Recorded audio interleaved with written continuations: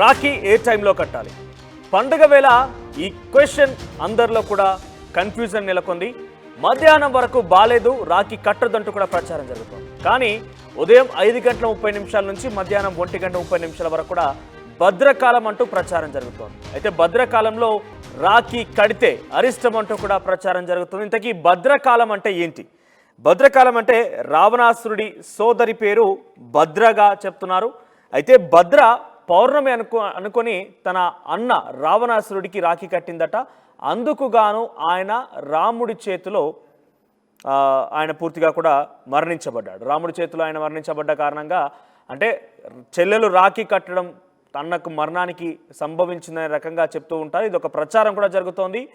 So ఆ తర్వాత సూర్యుడి యొక్క కుమార్తె పేరు కూడా భద్రగా చెప్తున్నారు. అయితే ఈమె శనిదేవుడికి సోదరి కాబట్టి ఆవిడ అంటే ఆ పేరుతో ఆ కాలం యాక్టివ్గా ఉన్న నేపథ్యంలో